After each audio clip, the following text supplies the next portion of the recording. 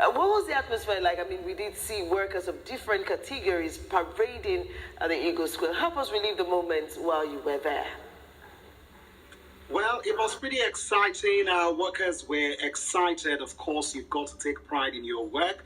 We saw people from all walks of life. We mean the union, the pension union, the civil engineer union. I mean, all unions, all represented, dressed in colorful clothes. You know, they came out en masse. You know, they stayed through the security checks just at the entrance of the Eagle Square.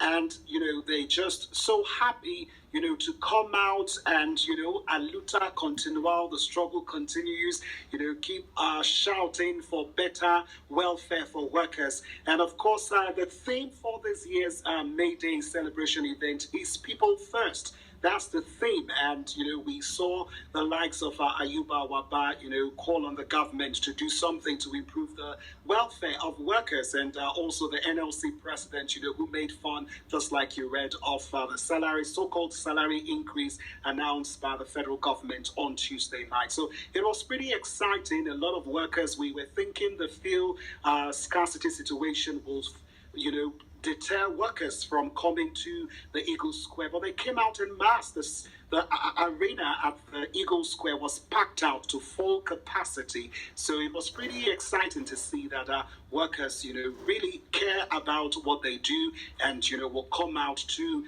you know, in solidarity to demand for better welfare. Okay, Mona, let me quickly ask you, aside from the fact that, yes, they were excited about, you know, being there and representing the country in whatever capacity they can in terms of their work, I want to quickly find out, would you say the excitement has anything to do with, I mean, the president's announcement the day before that civil servants were going to get a boost to the salaries, 25% and 35% respectively? Would you say the excitement had anything to do with that?